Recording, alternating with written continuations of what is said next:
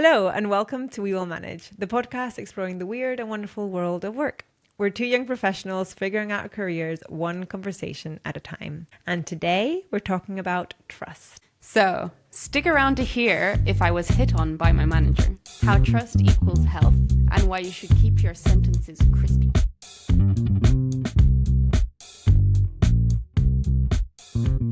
About an hour and a half ago, I came up to set it all up, get the mic up.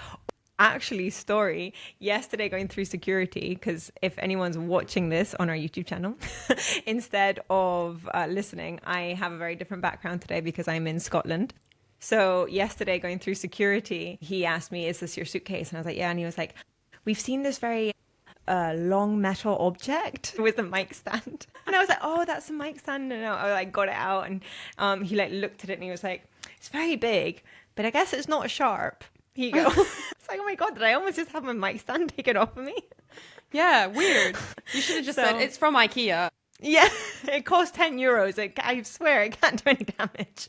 Yeah, so I came up to set it all up and I opened it up to just go over notes and I was like, the two truths and a lie. Damn, okay. Let's do this. Concentrate. And I managed to do it this time around. I was thinking them, I think it was yesterday when I was walking Charlie. It's just so hard, I think, also about yourself because you just think obvious things. And especially with a lie.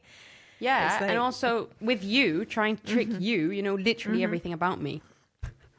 Exactly. While I was writing them, I was like, let's just think that this is for the listeners. Just for them to get to know us a bit better because is this going to trick Saoirse? I don't know. Maybe. I've done my very, very best. Yep. So, right. Should we jump in then? Yes. Okay. So, to start off this episode, we're going to do a little game, which we haven't done in a little while. Just to, it's not too related, but a little bit. So it's two truths and a lie. Okay. Are you ready? Okay. Give them to me. So these are my 3 statements. Okay. 1, I have never lost my temper with a colleague. Okay. 2, I'm usually at work on time. Okay. And 3, I was once hit on by my direct manager. I think the first one's a lie. I think you have lost your temper with a colleague. No, really? That's impressive. Thank you. I'm very proud. So I have had the last mental breakdowns in myself, but never in front of them. Outwardly expressed it. Yeah. So the last one then. The last one is not a lie. You're not usually on time? What? Who are you? I did it. Really? I'm usually early, 2 to 5 minutes late. Okay. Which annoys me, but I just can't get rid of it as a habit. Is it just because of the public transport times, or is kind it, of? could Yeah. you? Yeah. I could if I left But you'd be 5 minutes earlier. But would you then be early or no? As in, Not would you really, be there no. 5 minutes early? Maybe 3 minutes early, because I do it Well, sometimes. I think up to 10 minutes is fine. Yeah, I it's think fine. Up to 10 minutes late to anything, really, I think is fine. After 10 minutes, you can start to get annoyed with the person. I think up to 10 minutes is fine. I thought for sure that was true. That was funny. Anyway, just shows I broke how much your trust. Yeah.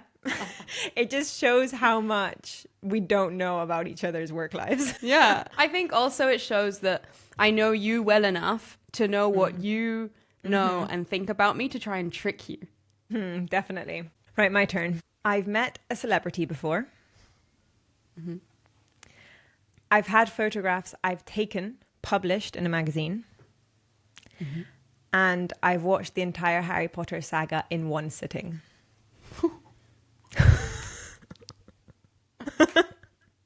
Okay, you're thinking at least. Is it the Harry Potter one? No, that's true. That's true. How That's many true. hours of your life was that? Quite a lot. I have done a Harry Potter marathon. Only once. Did Once you was enough. eat and you didn't sleep? Yeah. No, there were snacks. No sleeping though. Wow. Yeah. It was the whole day, or was it overnight? I think it was starting mid-morning. It was in summer a couple years ago. I think it was kind of So that's mid-morning true. until early hours. So you haven't met a celebrity? I haven't met a celebrity. I was thinking about it. been in close quarters with them the only time I almost did was when I went to the music festival in New York. And we were right up against the VIP section, and there were so many celebrities right there. And my mom kept saying, the one I remember the most, because at the time I was like, oh my God, was Ansel Elgort, which is from The Fault in Our Stars or Baby Driver or whatever. And I was like, he was there with his girlfriend, and I was like, and my mom was like, say, like, you know, I could have literally just said like, hi, and he would have heard me. And I was like, no, I can't. So I almost did. I could have, but my 17-year-old self was too embarrassed. But yeah, I understand. Actually, meeting celebrities because I've met a couple of like famous climbers that I've big fangirled over. You know, I've met the Olympic gold medalist. Crazy. And I had a conversation with her, but it's the weirdest feeling because you know absolutely everything about them. And you're trying they have not no to idea show who you are, and you're trying not to be a fangirl, but you're kind of, it's like you're talking to them for your own benefit. It's a really weird thing. Strange. I don't highly recommend, honestly. So today's episode is about trust. And did this make you feel like you trust us a bit more, knowing a bit more about us? Maybe it did, maybe it didn't. But I thought it would be a nice segue. And the reason that we're talking about trust today and why it's part of our series, we've kind of touched on it in a few different episodes, and it's been thrown around and it's been a part of things that we've talked about, but we've never talked just about this. So the reason we want to is because trust, from various places that I've researched, trust is the foundation of effective, fulfilling workplaces. And in today's episode, we are going to dive into why that is. We have some facts to back it all up, which is what we love. But before we go any further, I wanted to give us the definition of trust. So the Oxford Dictionary says that trust is the firm belief in the reliability, truth, or ability of someone or something. And then when we're talking about trust in the workplace, trust is the feeling the employees have that their leaders are on their side, treat them fairly and with respect, and accept occasional setbacks as a natural part of the employee growth and development. Of employee, not the employee, just of employee growth and development. And that was said by the Grossman Group. So something that I find funny in both of these definitions is that words like belief and feeling are in there. So they're both, it's nothing concrete. It's something, trust is a very human thing. It's human interaction. And it's not, there's no, you know, it's the kind of thing that you can say, maybe I have this gut feeling about this person that I trust them or that I don't.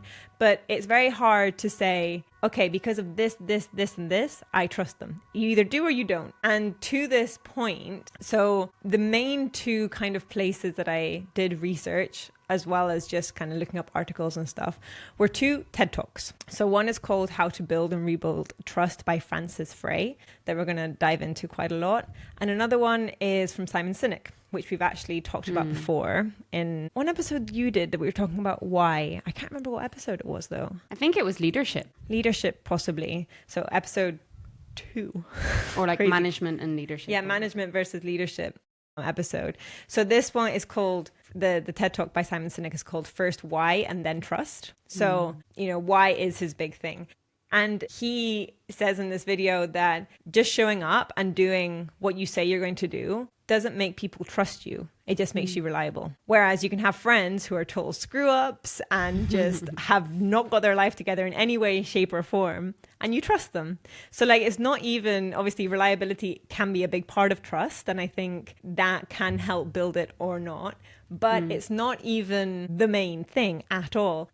And he gives an example to show about how trust is so much about community, and how if we surround ourselves with people who share the same beliefs that we share, that creates trust automatically. And that is what our survival is based on, about being surrounded by people that if we fall, we feel like they have our back. If we need to, you know, go out and we need someone to stay back and protect our home, our kids, or whatever, they'll do that so that we can grow. So an example that he puts to kind of show this about how it's about the community around you is our most valued possession, he says, is our children. So imagine you need a babysitter and you have two options. One of them is a 16-year-old girl from down the road, from your neighborhood, who has zero babysitting experience. The other option is a 32-year-old woman who's just moved into the neighborhood, no idea where she's from, but you do know that she has 10 years of experience in babysitting.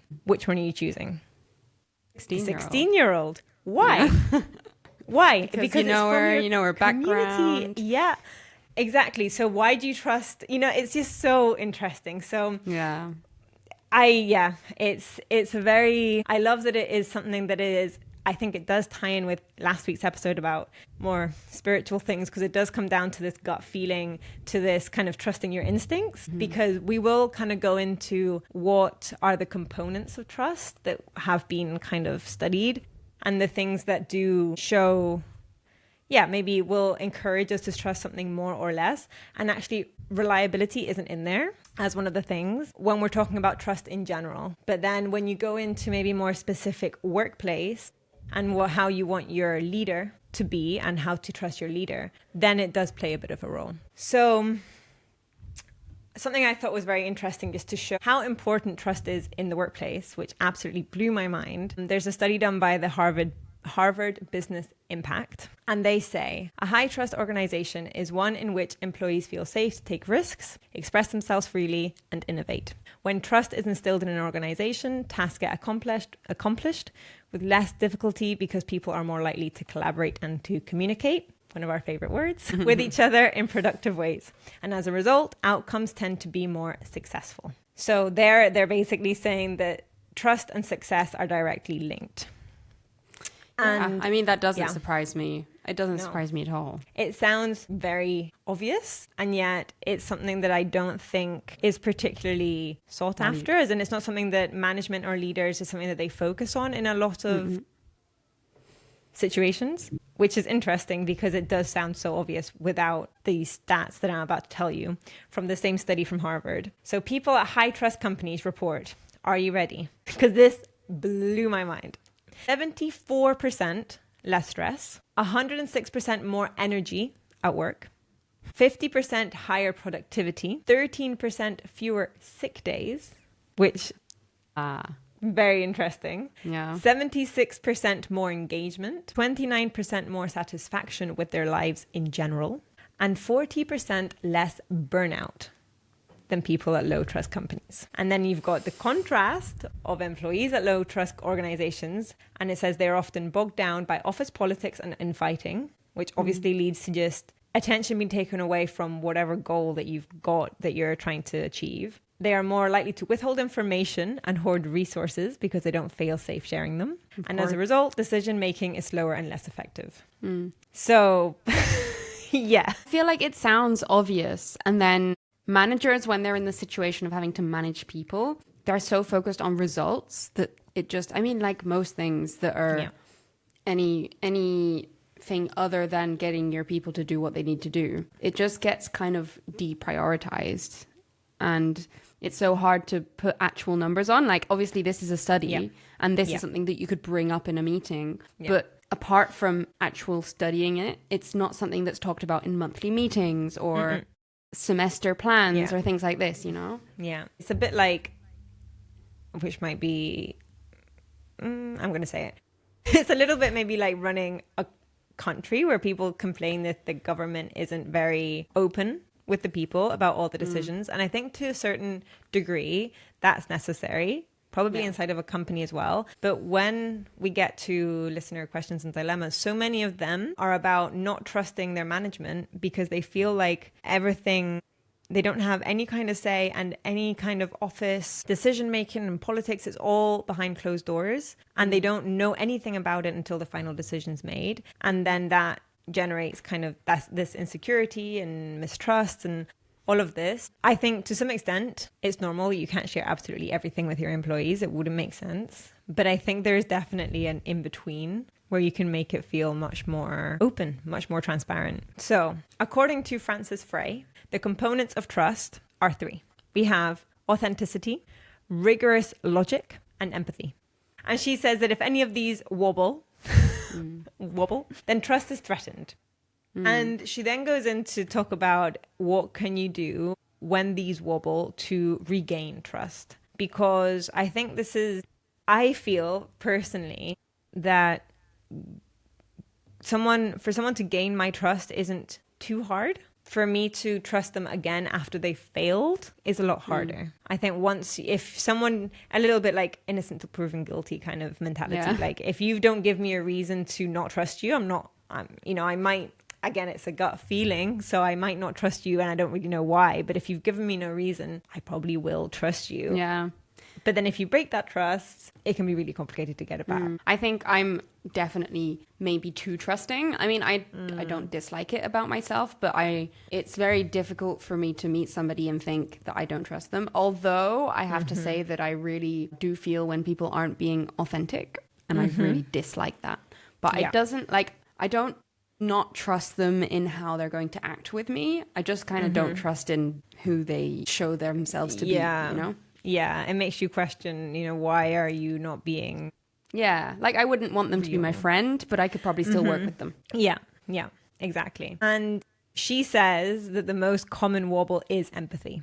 That this is normally what we struggle with the most. And I thought that was interesting. I guess authenticity, maybe you wouldn't, like you say, you wouldn't maybe get to trust them if you don't feel like they're being authentic. So it's like something that if it's not there, it's not even kind of considered. So then maybe empathy is the first, like she said, so it's the most common wobble. So talking about rebuilding trust. Yeah, I mean, empathy, it's when you think to yourself, they don't understand, then that's when you start losing trust in people, isn't it? Yeah. Like, they don't understand what I need, what I'm thinking, what I'm feeling. Yeah. Maybe I'm not going to trust them with my problems or with my work, or I can understand that.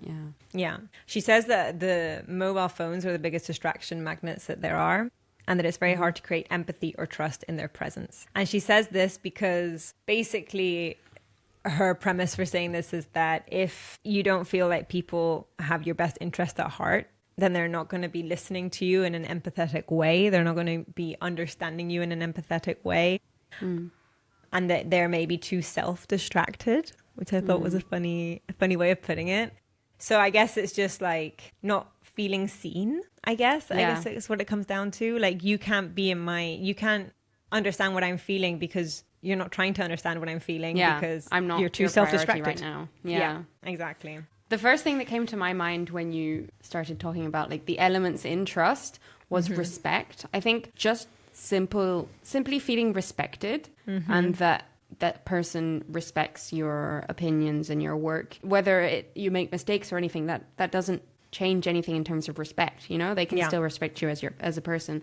I feel like that's a big player in my eyes when it comes to trust. Like if you trust somebody, it's because you think they respect you, I think, in general. Yeah, I agree. I guess if someone respects what you have to say or what you believe in, and then I guess then like that goes tied with like putting their trust in you. Like, I don't feel this way, but if you're telling me this, I respect what you're saying, so I'm gonna trust in this and give it a go or whatever.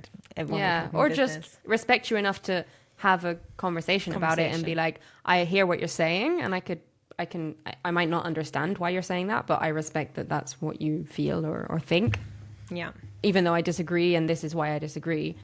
But yeah, absolutely. And then when she talks about logic wobbles, so with the logic wobbles, she says that there can be two different kinds of logic wobbles, which I thought was funny. So one of them is about the quality of your logic, which I guess is the kind of thing when someone just doesn't, again, understand your logic. If you're like, no, this is this is going to work like this because this and this, and someone's like, no, but that's just not true, or not, like, doesn't make sense, and it's that, that can be something that, and it could just be neither of you are right. Again, logic isn't facts, so it might be just that it's not something that you guys can, kind of work past. So that's not much you can do about that. The quality of your logic's not there, then it's not there. But the second is how you communicate your logic. So I'm not going to be here for too long, but she was saying how there's two different ways to communicate. One, which was very much big part of our communication episode we did, 7 or 8, I think, which was all about get to the point. Because there's two different ways to communicate. And she says this first one, which is when people maybe struggle to get to the point, there are lots of amazing leaders and people who communicate for a living that use this kind of storytelling to communicate something, because it can be very powerful, which is when someone takes you through like a story and the twists and the turns and then whatever, and then they get to the point. Yeah. The problem with this kind of communication, when you're maybe having a wobble and you're trying to have this kind of clear communication with someone, is that it leaves a lot of space to be cut off before you get to the point. Which whenever you're trying to have this kind of open communication, like I say, we talked about this, that's the main thing. You know, if you're making all the like right points, or not points, but like, you know, someone's understanding what you're saying, but you're not getting to the point of what you want to say, they could just, you know, might not have a lot of patience and just cut in, and then that leads to miscommunication. Yeah. And then the other kind of communication, obviously, is when you start with the point. She says to do it in a crisp half sentence. In a crisp half sentence? Yeah. I know, Wow. right? I was like, oh. What makes a sentence be a half? Half, I know, right? I guess it's in the first half of your sentence. You can't even be cut off there. So you just start with like, this is the thing.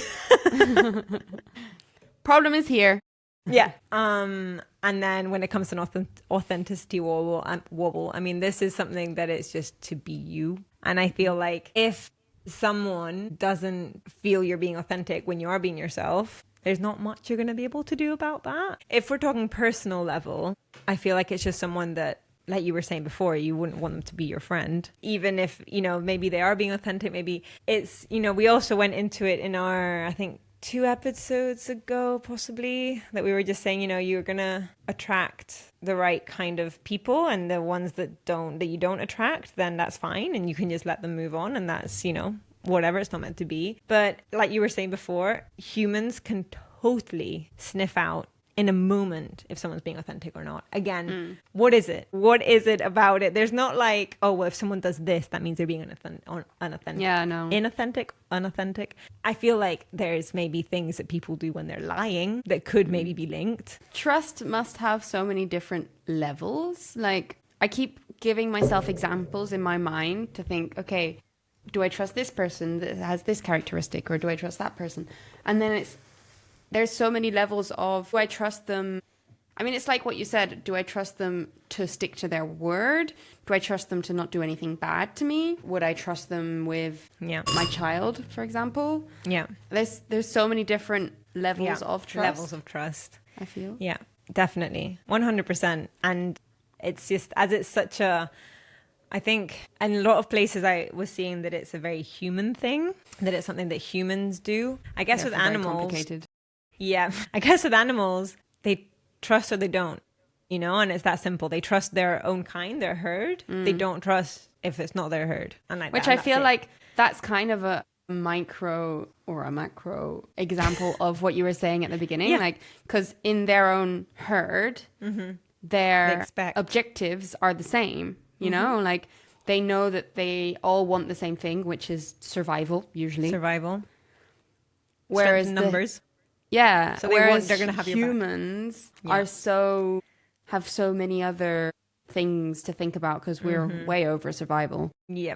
Past that. So they have all of these ulterior motives and like other things on their mind. So yeah, I guess animals are the perfect example that you just need to have a common goal. Yeah. And have each other's back. Yeah. I guess as a manager, like at a company, if you were able to ensure that your employees all had, or everybody had a common goal, which was to make the company successful, then it would be a lot easier to put your trust in your employees because they can make mistakes. But as long as you know that they're doing everything that they can for the company to go ahead and be a success, then you would be able to trust them. Whereas because employer and employee situation isn't that simple, like maybe they're just getting a salary so they don't really care what happens to the company, then you have this kind of, do I trust that you're doing your best? Do I trust that you're not slacking off? So it's not just that employees maybe don't trust their managers, as if managers don't trust their employees. Again, we've talked about this also with the interviewing, you know, with like, if you hire someone, you've got to trust that they're going to do the best job that they can. And otherwise, if they don't, then yeah, it's such a complicated topic, and something that she was touching on when talking about empathy. Yeah, authenticity, sorry, which I thought was so interesting when it leads to the workplace. How if you're not authentic, people don't trust you. If they don't trust you, they don't kind of give you responsibilities. They don't give you assignments. They don't give you, things that are going to give you more responsibility within your company. Without the responsibilities, you then don't get the promotions that you want. And so if you don't get the promotions, then you're stuck, and then you feel depressed, and then you maybe get frustrated because you don't understand why. So it's just interesting how something is, like you say, it's so complicated because it's, if you're a boss, imagine if you had to go and have a meeting with your boss and say, why haven't I got this promotion? And they would turn around and say, because we don't feel like you're being authentic. And then the employee could turn around and be like, well, I don't feel like you're creating a safe space for me to be authentic. Like, how do we have these conversations at work? How do we navigate it? Because it's things that make sense, but it's not, again, as it's not concrete things you can give evidence. Like if you go and you feel like you're doing your best and you've got the numbers to prove it, but then there's just no trust there because you're not being authentic. So then, I don't know, I just feel like it's a weird vicious cycle that I don't have the answers to how we can have open conversations at work without sounding like what we were talking about last week, kind of hippy dippy and things that don't, I think it's just when things woke. Don't have numbers behind them in the business world. Yeah, I actually have such a specific example in mind, like Give it to currently me. at the company. Currently. I'm not sure I can really, talk about it in case. Anyway, that's absolutely the case. If you don't trust the authenticity and the goals of one of your employees, you don't give them the opportunities. You don't give them even access to information that could help them do better sales or do better logistics or do better for the company. Yeah, better And it's work. like, it's actually, as you've spoken to me now, I have come to my conclusion on how this should happen and what the problem is. Good. This is why we need both of us on this podcast. So, given the animal example and given what you said at the beginning of the episode, that trust comes from a place of knowing that your goal is the same as my goal. Maybe that's our survival. Maybe that's the success of our company on whatever topic I need to trust you on. If I know that our goals are the same as a manager or as the person that owns whatever we're discussing, so in my case, it's my company, I can trust that you're going to do the best for the company. And I think that in the situation where a manager is trusting an employee, that's when the employee is going to feel that and therefore trust the manager, for what you were saying before. And a manager that holds trust is a manager that is looking out for that person's success. It's letting them make mistakes. It's giving them all of the opportunities possible to go as far as they can for that company. And therefore, what's most important is that the manager does whatever they can to make sure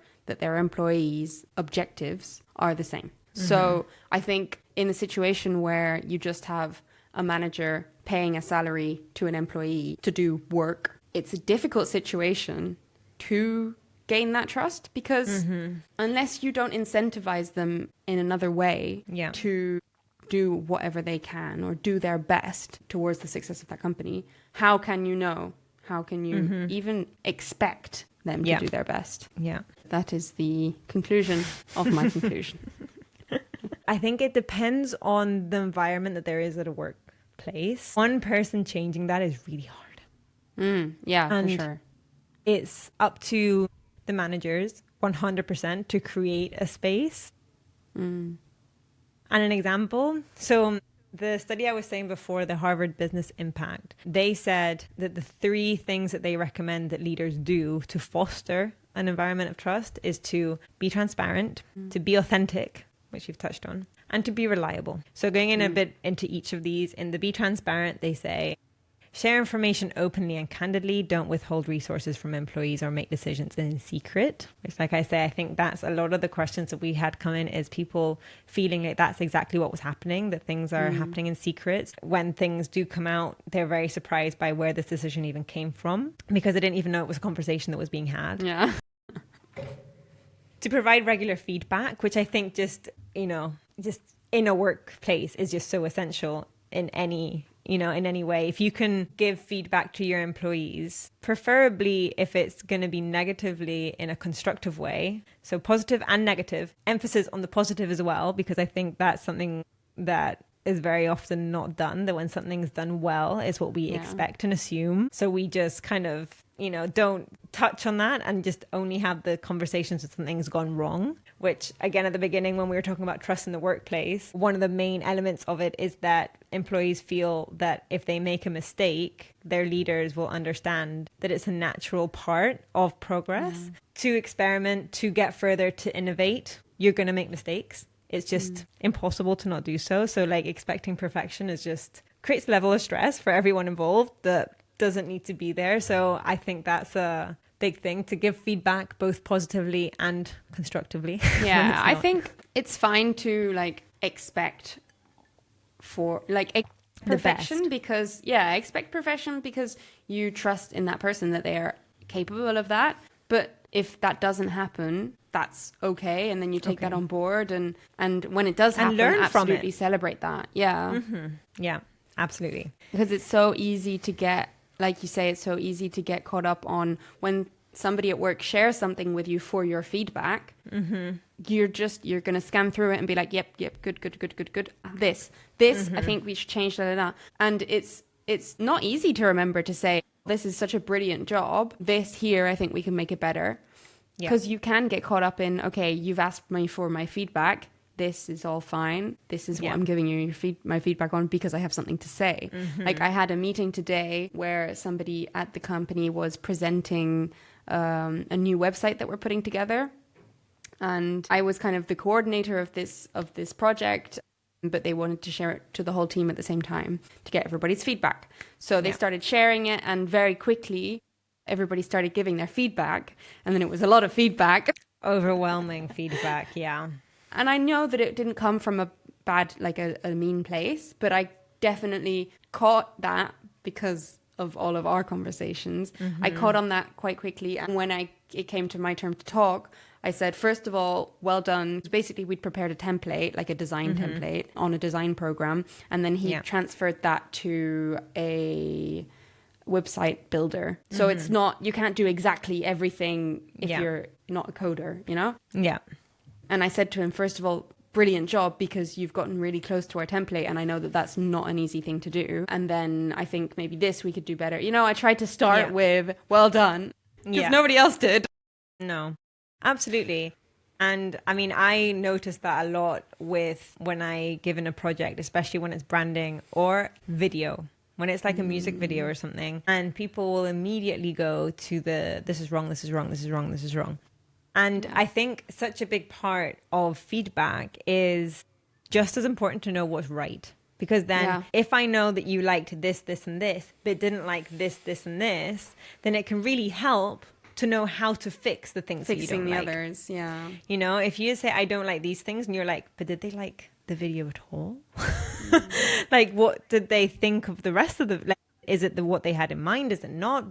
You want feedback on the positives as well, so that you know how to then keep going. And definitely with clients that will come back, for example, with the first website draft or with the first branding delivery, when they come back and say, oh, you totally captured what we wanted, and this is really cool, but we're thinking that maybe this pink is a bit too pink, or it so helps, because you're like, okay, so overview is good. Yeah. Now we just need to adjust things so that it's perfect. Because in those first deliveries, it being perfect is pretty much impossible. Because if you don't do it yourself, somebody else doing what you want perfectly on the first go. So I think giving the positive feedback helps to then fix the things that were given in the maybe more constructive feedback. So yes. Do you feel like really grown a thick skin since you started? Because I feel like that must be the reaction of most people, unless they're very wary. Yeah, 100%. And I think I can normally also gauge. So now it's more, I'm actually lucky that a lot of my clients do, especially because I work on longer projects with a lot of clients. So then it's easier. But it's to know how people say things, how many things they pick up on, like how, and I guess it's just, which this is the last point that I want to talk about in today's conversation, that we're not quite there yet, but it's about trusting yourself as well. And trust in that what you've done is good.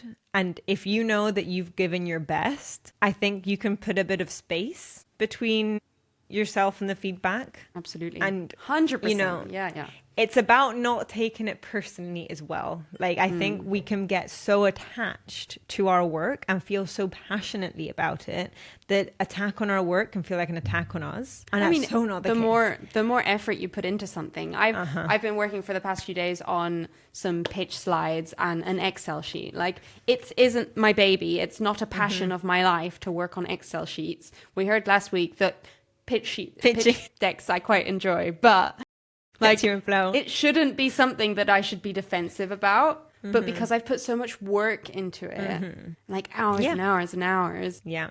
When I show that to whoever I'm working with, and they're like, I think this is wrong and this isn't clear and this is wrong, this is stupid. And I'm like, you what?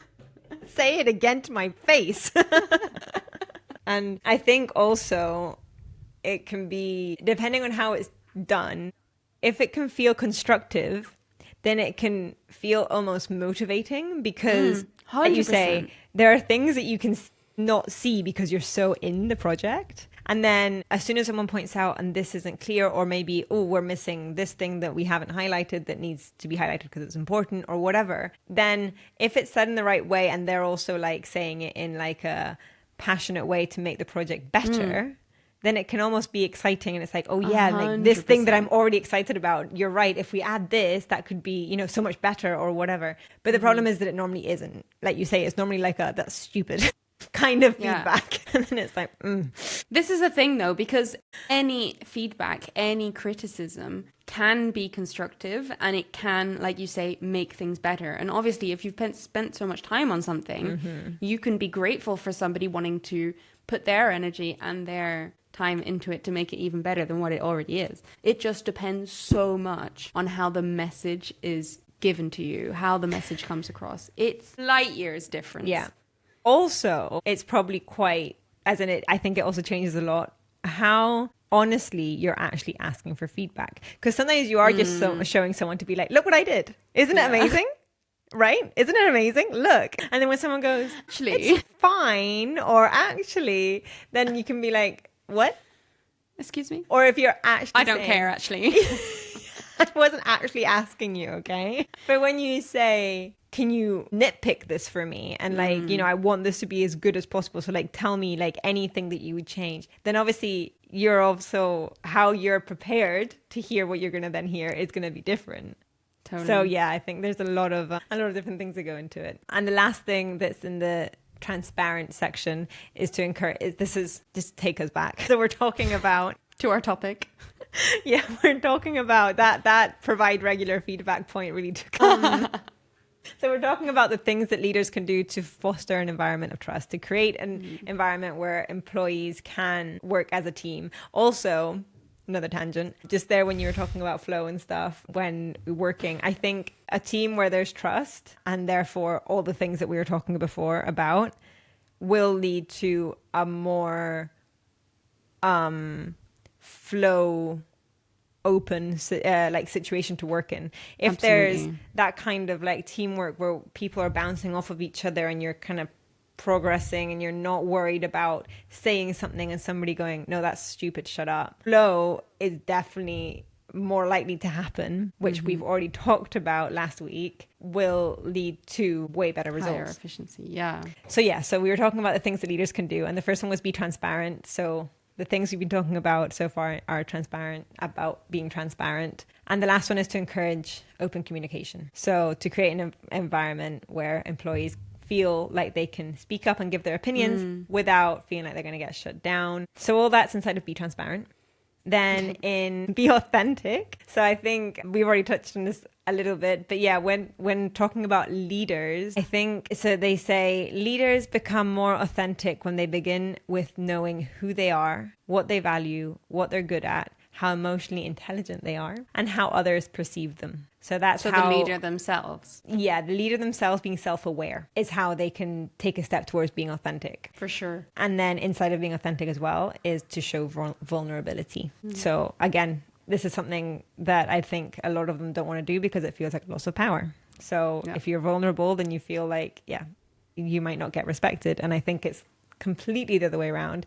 So it says when leaders reveal their trip ups and failures, they are seen as more approachable and less arrogant, but showing vulnerability isn't always easy.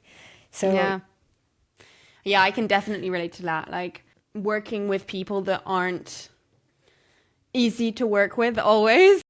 Like how is she going to word all this? I know exactly what you're going to say. And then I know what you're referring to, but I don't know how you're going to say it. When you work with people that aren't always easy to work with, it's easy to like just assume that they're arrogant and kind of self-centered people that don't get it. Whereas if they do show vulnerability by simply saying what I said earlier, I shouldn't have, or I'm aware that this is a fault of mine, or just things like just tiny little. Then you start even to just respect them fessing as a up person. I know that I messed up here. Like, that's a huge thing to say, especially as a leader. Like, you know, that decision I made last week for the whole team, well, I was wrong. It was a mistake and I'm sorry. But we are doing this to make up for it, you know? For sure. And I think that, that you again, I think as the people under the leader, you feel seen. You feel like, okay, they understand. I'm not going crazy, you know? And you feel seen. You're like, okay, so they understand that the work that got put in last week hasn't gone to plan because they made a mistake also. Yeah. You know, it's not just on us kind of thing. So it's, I think being authentic while in a leader position can be very complicated. I feel like authenticity and empathy go quite hand in hand. Like it's hard to be empathetic when you don't think somebody's being authentic. Like you can start to be empathetic when you understand why somebody has done something or why they are acting in a particular way. So them showing vulnerability means kind of gives you the key to, hey, this is where you can go and find your empathy box because this is why I'm doing these things. Yeah. And it's really difficult. You have to be really, really empathetic and really kind of a mind reader to feel empathy towards someone that you don't understand. Yeah, 100%. 100%. Also in the TED Talk from Simon Sinek, which by the way, both TED Talks that I referred to will be in the show notes. If anybody wants to go watch them, I highly recommend. He was saying about how true authentic leaders who are also passionate about what they're doing and why they're doing it, they very much embody the why of the company, and that's why people look up to them. And he gave examples of, I think, 3 different big companies that when the founders took a step back and left, chaos ensued. And then so much so that the founder had to come back, and then all was good again. He mentioned Apple. It happened with Apple. He mentioned Dell, I think, as well.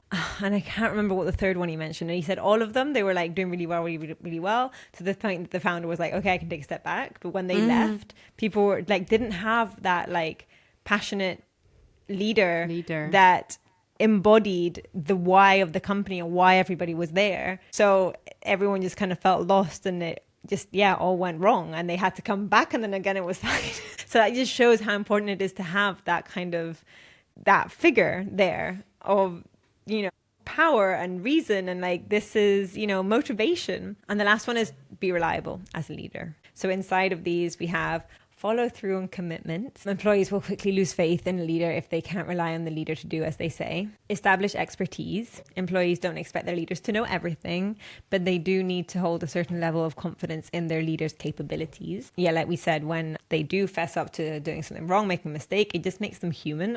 It's not something that you think, oh, well, then they're an idiot. Demonstrate integrity and fairness. All team members should be able to rely on their leader to fair treatment, especially when it comes to growth opportunities. One of our questions actually obviously is very linked to that. Yeah. So those are kind of trust in the workplace. Very complicated. I think maybe this episode is almost more targeted to leaders than employees in this case. All of our episodes kind of target audiences are different. I guess maybe with the, if you're an employee listening to this, maybe it can give you something to think about if you don't feel like there's a good environment at work, or you feel undervalued or whatever. It might take some of the pressure off you if you realize that maybe it's not you at all. Maybe it's just the environment that you're working in and you can't quite put your finger on why it feels off. Maybe it's because there's no trust there. Maybe that's, leading to not very comfortable situations. Yeah, and I think just trying to understand that situation a bit better and the things that could be off, it gives you the tools to then have that conversation if you want to. Yeah. And honestly, it's always fine to start a conversation. It's not always easy. No. But you always are in your right. And it usually, it shows commitment to the company. It shows that you're interested in your role and you're interested in staying in it. Mm-hmm. So if you go to your manager and you feel like they don't trust you, so you don't feel like you can trust the company, then bring that up. Be like, I have trouble feeling like you trust me. I wanted to address this. Is this the case? Is this just something I'm feeling? And is there anything I can change? Yeah. And then that's the way to open the conversation, even if you think that you do everything you need to do and the issue is 100% them. That's how you open the conversation, okay? Definitely. We've talked about this before. Starting a conversation with an attack, not going to get you very far. Not going to get you very far. And I know I said before that it's not something that, like, if there isn't this environment of trust in the workplace, it's maybe not something that you as a person can change. Depends very much on the size of your company, obviously. But I feel like if you feel like there is this kind of competitive, untrusting environment, it might be interesting to try one of the things. So we said before, authenticity, logic, and empathy. Maybe when someone's messed up and everyone's piling on to them about how they've messed up, maybe instead show empathy. See what happens. Maybe that person will kind of look at you like, what? And then maybe if you do kind of go, you try and show trust towards people, even if you don't, even if you have to kind of fake it till you make it kind of situation, but you try trusting people and see where it takes you. Maybe they will then trust you back. Maybe it's something that they see, okay, this person is, I can turn to them to say, oh my God, I just messed up. I did this really bad thing. I don't know what to do. I don't know. And they feel they can turn to you because you're going to give them a shoulder to cry on. Yeah. Exactly. Rather than jump on them and say, how could you be so stupid? We do all have power in these situations. It can just be hard to be the bigger person sometimes. And like we said earlier, it's not always easy to catch yourself on on making sure that you're being empathetic. Whereas if you notice somebody else doing it, then you're like, oh, of course, like you can set that example and it will likely rub off on other people, because if you're being understanding and empathetic, somebody else that's next to you is less likely. I'm not going to say unlikely because there are strange people everywhere, but less likely to then be like, oh no, I don't agree. I don't think that makes sense. No. Yeah. No, exactly. And my mom always says that all we want as humans is to feel safe, that we all just want to feel safe and have a safe place.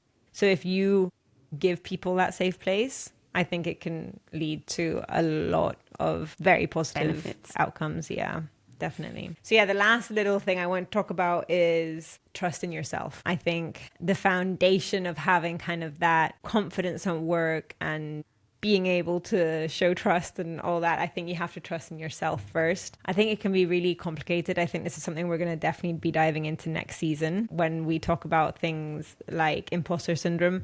If you have imposter syndrome, it's probably because you don't trust yourself as much. It leads to a lot of other things, and it can be really hard. I mean, I think we're all familiar with the saying of talk to yourself how you would talk to your friends, because that kind of self-talk can be very negative on yourself, with things like, how could you be so stupid, for example. Sounds very harmless, but I think, obviously it does. Do you trust yourself when you're given something? Do you trust that you can do it? Do you trust that you are doing your best job, putting in your best effort? Not easy. How do you feel about self-trust, trusting yourself? I think it's so interesting. Like, it is, you have to pay attention to how you are talking to yourself. Like when you said that, it immediately came to my mind. I was talking to my mom on the phone the other day, and she came out and she said, I'm so frustrated with myself for that decision. And just saying that out loud, obviously my reaction was to say,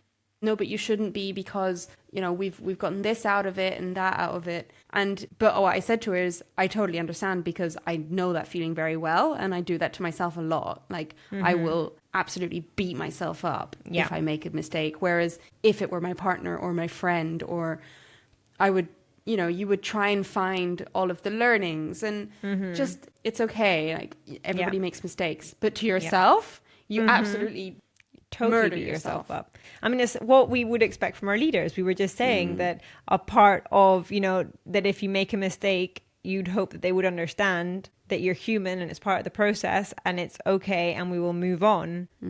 Same thing, you know, recovering from those setbacks, from those challenges, from those things that have gone wrong. How we recover from it, I think, is what can build trust in ourselves. Also, I think with ourselves, we know, and I think that's why sometimes it can be complicated. We know that maybe we didn't put our all into that project because we were tired. Or that can be a reason why we can be harder on ourselves.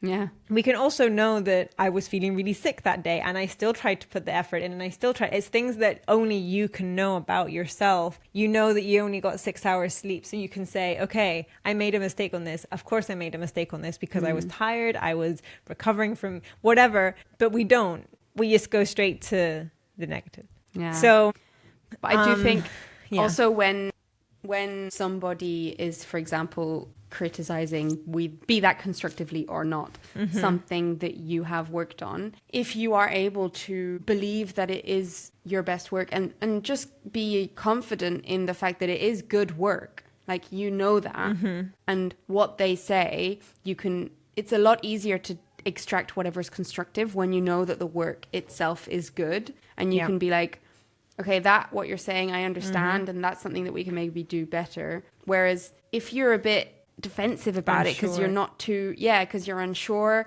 then you can be a lot more likely to try and defend your work or defend that decision you made, or you can get so much more anxious about it, I think. Whereas if you're sure of yourself and you're sure that work is quality, it's a lot easier to then take that criticism. So when you trust yourself and the work that you can do, it makes every other interaction around work situations easier to deal with, I think. Yeah.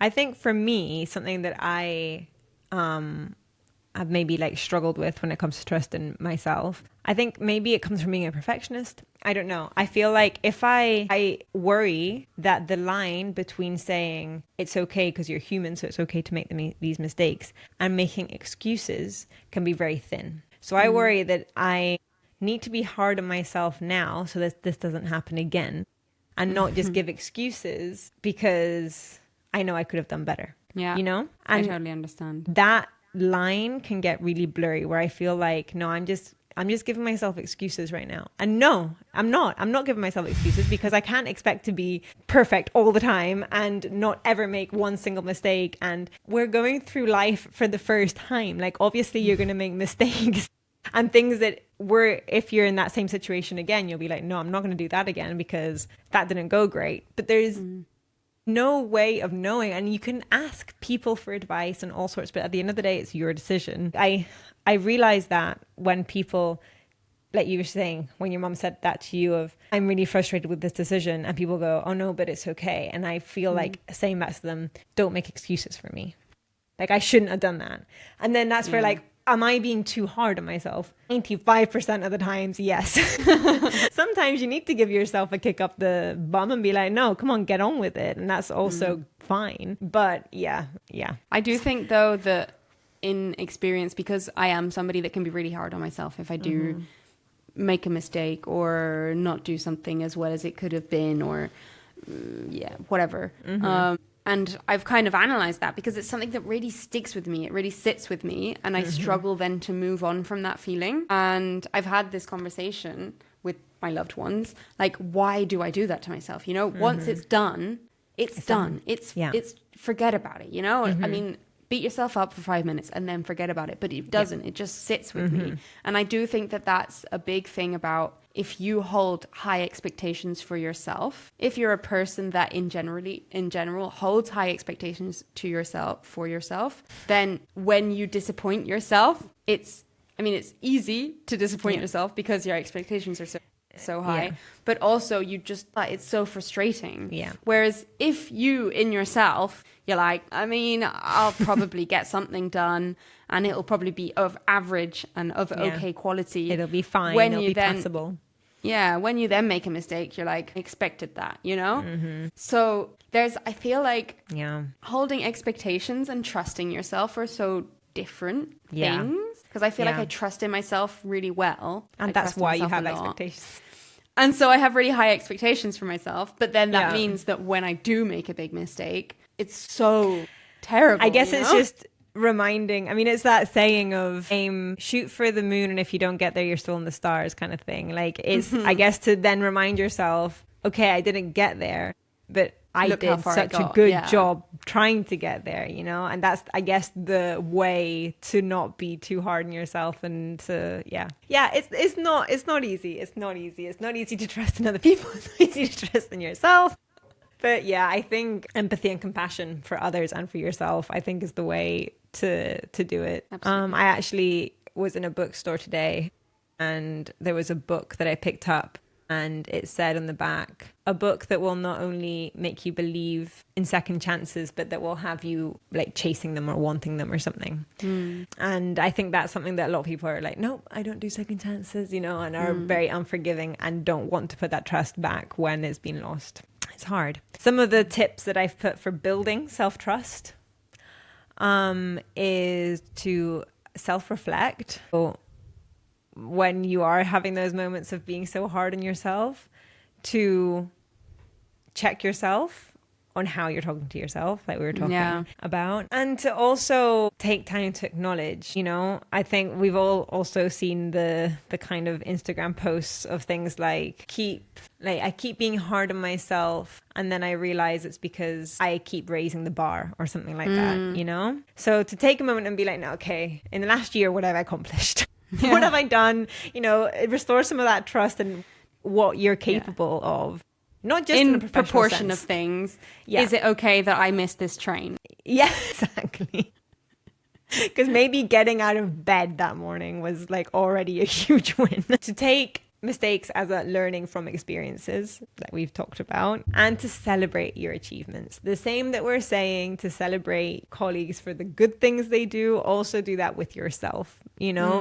Have a little, like we did in our last episode, we patted ourselves on the back for doing a whole season of a podcast, you know, celebrate the achievements as well. And yeah, not just think, oh, I should be doing better, but have moments of being like, I'm doing pretty good. That's very wise. I like that. I think that's a great place to conclude. Yeah, that's pretty much it. I've got a few listener dilemmas. Let's do one and see. I think a lot of them we've already kind of answered, so I think we'll get through them quite quickly.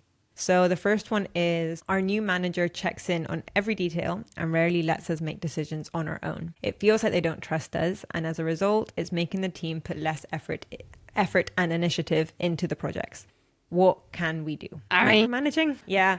Well, what you said before, literally what you said before about going to your boss and saying, this is how I feel. I feel like you don't trust me, or like the team feels like you don't trust us. Is there anything that we could do to be able to fix this? You know, because we feel like because of this is happening. If you go to, obviously it all comes down to communication, but if you bring this issue to your manager and you say, listen, this is affecting our performance, so I really thought it was important to bring this up with you in case there's something we can change, in case there's something that we can do better. Because currently the team doesn't feel that you trust what we're doing, so our efficiency is decreasing. Yeah. And we want the best for this company. Yeah. I noticed that certain team members get more opportunities and recognition, while others are overlooked. It feels like favoritism, and it's making people resentful at the office. Is this just a normal part of being in an office environment, or is this something that we should bring up to our bosses? I think, again, you can bring it up. Yeah. You can always bring it up. You always bring it up and see how it goes. And last one is, I was promised a promotion after leading a successful project, but when the time came, management said there was a change in priorities and the promotion never happened. Now I struggle to trust anything that my boss tells me. This is hard, and I feel like it depends on other things that are happening also at the same time. If there are other red flags, also the size of the company, I feel like smaller companies just kind of do what they can. Yeah, I think if there are no other red flags, have the conversation and be like, we had this discussion and I was expecting this, so I have to say that I'm quite surprised and honestly disappointed that it isn't the case. Do you think we could discuss that at a future date? Like, set it up as, show that you're disappointed. I think that's important because they need to know, really. Yeah. And it's in their own interest to know when their employee is not happy. Mm-hmm. I'd say don't expect any specific outcome, but you can always bring it up, and maybe that will kind of make them realize that it was important for you, and perhaps that'll bring it to, maybe it'll happen, or maybe it'll happen at a future date, or maybe you can negotiate some conditions or something. So yes, this was trust. I wasn't sure when we first talked about doing an episode about this exactly how on earth we were going to focus it, because it's such a broad topic. There's so many rabbit holes to go into. But yeah, I think we hope you enjoyed what we did decide on. I think it was really cool. Yeah. I think trust is a very important pillar and foundation for many, many, many things. I feel like it's very complementary to a lot of our other episodes, like management episode and communication episode and all of our... It's our philosophy. Definitely. And also, I think important to just finish on the note of, I think trust is very much a two-way street. So like we were saying before, if you feel like you're in a situation where it's not a very trust-filled environment, you start the work and see if that then changes anything. Because, you can't control how other people behave and what other people do. So yes, thank you so much. This was our second to last episode, and it's our last solo episode. Our last solo episode, exactly. It's our last episode of this kind of structure. Our last episode is going to be with a very special guest who we're very excited to talk to, and we think it's going to be a very fun way to close out the season. Also, if you want to follow along, see what the plan is for our next seasons to come, what the timing's looking like, all of that, follow us on our social media. We put everything up on our Instagram, and so we will manage podcast anywhere you can think of. And any suggestions, very welcome. Please let us know if there's anything that you'd like us to talk about in the next season. But aside from that, see you next week for our last episode. Very exciting one. You're going to love this one. Yes. Bye.